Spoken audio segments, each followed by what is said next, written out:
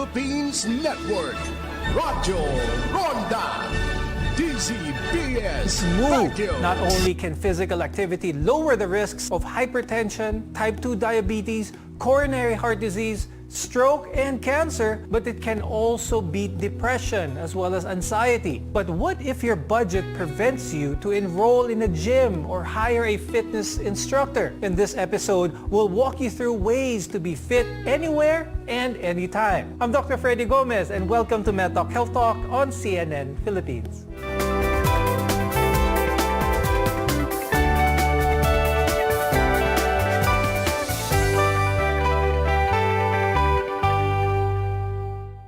Our guests are here today to give insights on workouts for a healthy lifestyle on a budget. With us is Dr. Juliet Balderas. She's a cardiologist from the Philippine Heart Center.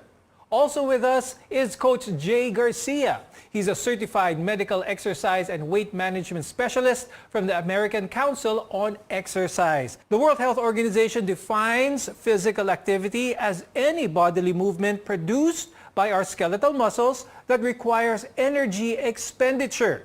Now, according to the U.S. National Library of Medicine, physical activity reduces many major health conditions, which include hypertension, type 2 diabetes, coronary heart disease, stroke, and cancer. Adding that deaths caused by these diseases decrease by about 30 to 35% in physically active subjects as compared to inactive. When we talk about physical activity, what exactly is it that makes our body healthier kapag mas active ang isang tao? Putting it all together of a mild exercise which we do every day. Kaya ngayon nagiging uso ang diba?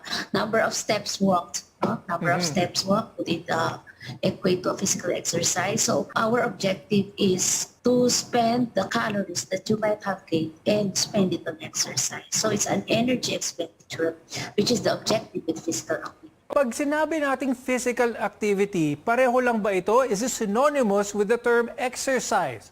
If not, how are these two different? Exercise is 30 minutes to 1 hour. So what physical activities would require for strength, tapos muscles that will equate to caloric expenditure. Pag sinabi mong exercise, then it is more vigorous para 15 to 30 minutes lang. Versus physical activity, it's the ordinary activity that you do to equate the expenditure that you might get in a 15 to 30 minutes exercise. So yun po ang difference. Several factors can limit anyone at any age from certain movements, and this is levels in strength, a person's age, as well as, most importantly, their health condition. Are there certain age groups, maybe genders, or even body conditions that are only limited to a certain set of physical activities? Kumbaga, kailangan hindi ba one size fits all, kumbaga, ang mga exercise routines na pwedeng gawin? For example, may health risk yung tao, so we have to assess that first before we give them workout.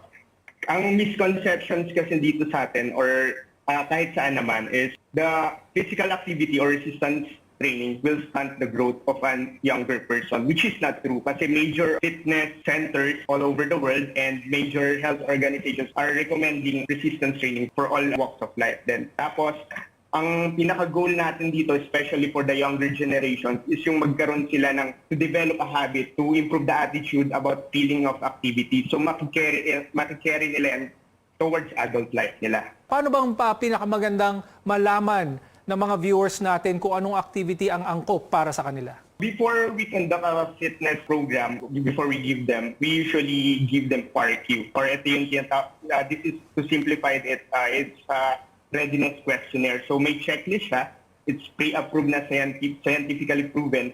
Then kapag meron siyang yes sa isa dun sa 7 questions na yun, we refer them to medical professionals to further assess them. Then after that, if it's cleared by the doctor, we give them specific kung ano yung kailangan nila, depending also on their goal. Pag-usapan naman natin yung mga elderly. Is exercise still important kapag may edad na ang isang tao? Kasi at a certain age, pwedeng meron silang mobility issues. Pwedeng meron silang ibang pre-existing condition, a heart condition for that matter. Is exercise still part of a healthy program para sa mga taong ito? So there has to be a cardiac clearance for these patients kasi meron silang hypertension o kaya yung heart rates nila has to be seen.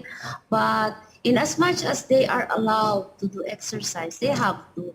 Kaya meron tayong tinatawag na, is it a passive exercise? Pwede din, passive exercise or active exercise. So in all age groups, they have to be conditioned para somehow they can do some physical activity depending upon the age. Kaya sa elderly, di ba, meron tayong walking. It can still equate some kind of physical activity which is needed for good health. Pag-usapan natin kung ano yung mga health risks that a person may have kapag hindi nila ginagawa ang exercise, kapag mababa ang kanilang physical activity despite being healthy overall. Exercise is really a function of weight gain, obesity. Obesity is hypertension. So you have a lot of health risk pag obese ka, no? Yung sa diabetes number 1, hypertension, no? So, if you gain weight, yung obesity na BMI mo, sabi nila high risk for obesity, high risk for diabetes. So, physical activity and diet are the functions to decrease obesity tsaka hypertension. Physical activity nga sa hypertension will decrease the hypertension by 30% with the medication. Now, after the break, we'll share tips on how you can stay fit if you are on a budget.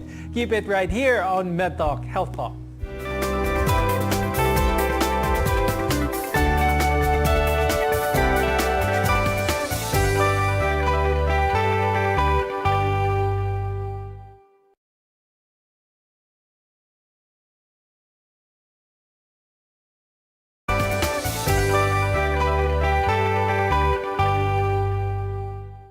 I'm Dr. Freddy Gomez and welcome back to Medtalk Health Talk, where caring is our calling.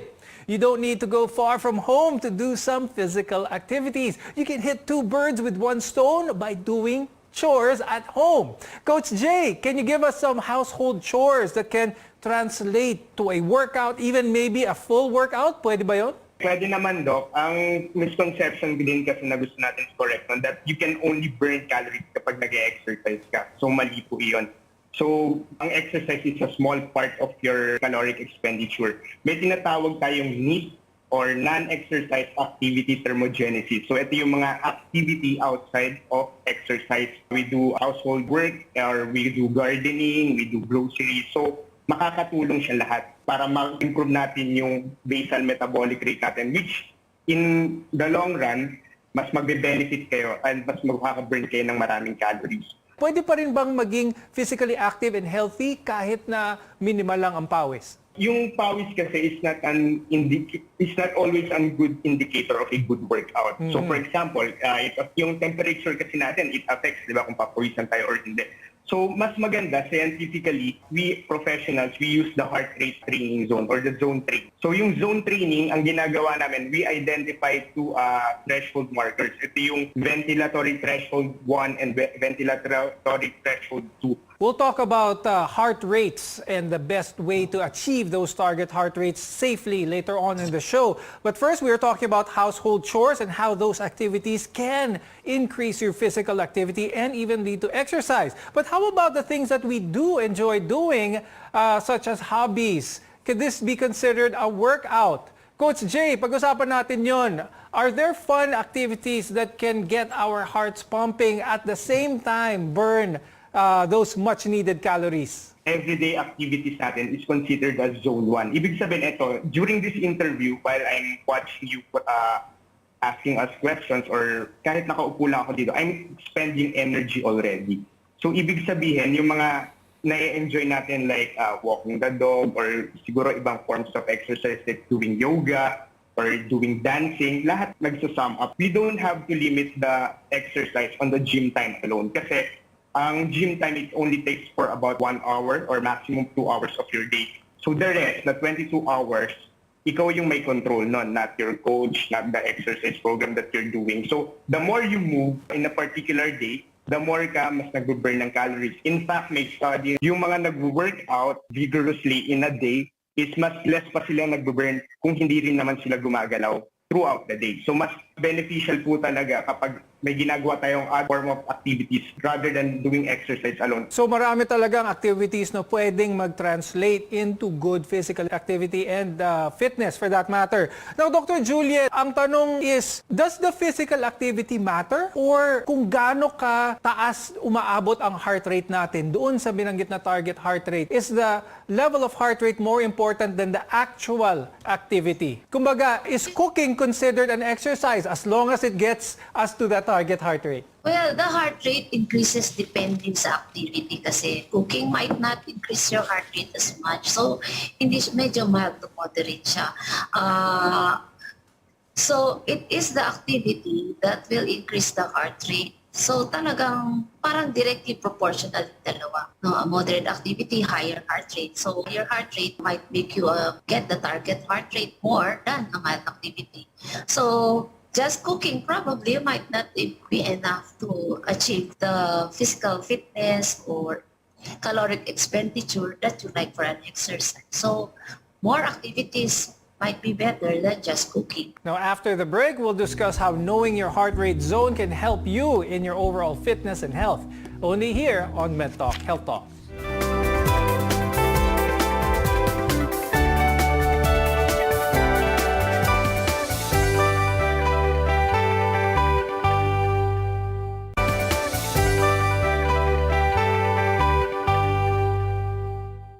I'm Dr. Freddy Gomez and welcome back to Medtalk Health Talk, where caring is our calling. One of the ways to know that if you can keep up with the demands of a physical activity is your heart rate zone. Dr. Juliet, pag-usapan natin naman yung heart rate ng isang tao. How important is it? Is there a way that they can physically know kung anong heart rate zone nasaan sila without the use of a heart rate monitor? Basically, for you to know your maximum heart rate, your maximum heart rate is 220 minus your age.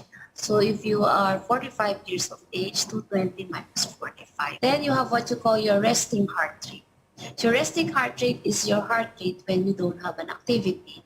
So you subtract now your target heart rate minus the resting heart rate is your target heart rate. So what happens is during an activity, you don't have to go in excess of your computed heart rate. Kailangan, if you have a moderate activity, it should be only between 60 to 75% of your computed heart rate. And then if you have a severe activity, it should be 75 to 93% of your computed heart rate. So exceeding that might be a health hazard. That's why we have, sometimes we have sudden death during exercise. So keeping your heart rate within range, within heart rate, during moderate to severe exercise is very important. Meron bang paraan, Dr. Juliet, na malaman nila? Is there a way to gauge kung ano ang adequate heart rate kapag nag-exercise ang isang tao? Could conversation be a good clue? It's not moderate to severe. Conversation is not moderate to severe. So I think it's very safe now. If your heart rate is, resting heart rate is 60 to 80, maximum of 100 during conversation might be enough. Okay, so a rough guide for our viewers, if you're doing any physical activity, if you are still able to converse in intelligible sentences with someone or you can talk, that means that you are still in an okay zone when it comes to your heart rate. If you cannot speak, meaning your effort is so high that you cannot speak clearly anymore, then that you are reaching your maximum heart rate already by then. Now, adequate sleep of 6 to 8 hours or longer will help your body recover from muscle injury, inflamed joints, and so on. Why does the body need to rest after a workout? Magandang question yan kasi it's connect pa rin dun sa zone of intensity natin. So, the intensity of training natin. So, to add lang din yung sinasabi kanina ni Dr. about the maximum heart rate so we can connect it all. Ang determining factor natin kapag nasa zone 1 ka or low intensity level is yung nakakausap ka pa ng matino, na nakapag-verbalize ka pa. Kapag nasa zone 2 ka na moderate intensity, ito naman yung medyo challenge na pagsasalita, hindi ka na comfortable. Kapag nasa zone 3 ka na, yung na intensity or maximum heart rate which is 70 to 90%, ito na yung nakakapagsalita ka pero pa isa-isang words na lang. So important ito sa amin to determine yung recovery zone din ng isang client or pasyente. For example, if you're familiar with the HEAT program, di ba? Ang HEAT program kasi, ang structure niya is working on a zone 3 or intense level of exercise. Kaya kapag nag-HEAT ka, if you guys nakagawa na ng isang HEAT program, hindi ka naman nakakapagsalita during the workout.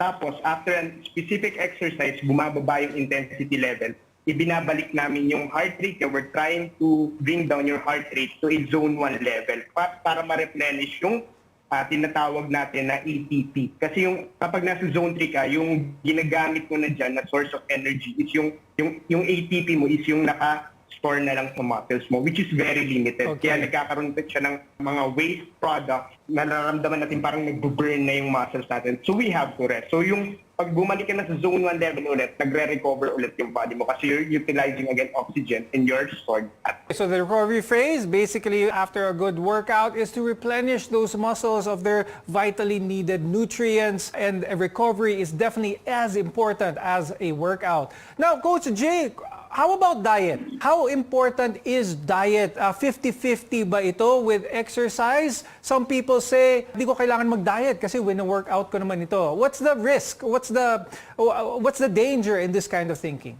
Sabi nga nila, Doc, no, you cannot outrun a bad diet, which is totoo. Kasi we're talking about your caloric expenditure. If we're expending energy, we should replace it. Ang problema, nagkakaroon ng imbalance between calorie intake and calorie output. So, dyan papasok yung diet. Ibig sabihin, kahit anong exercise mo, kahit anong intensity ng exercise mo, if the intake will always exceed the expenditure, you will definitely maintain your weight or gain more fat. So, napaka-importante talaga ng diet. So, sa diet naman, it works. Marami ring mga iba't ibang studies dyan. So, para sa akin, what you need to do is to choose a diet program na mag-work for you. But of course, kailangan based pa rin yan sa safety and scientific evidence. So we definitely learned a lot, especially about what works, what physical activity is, and of course, that's what we want to promote and eventually move on to some really good health beneficial exercise.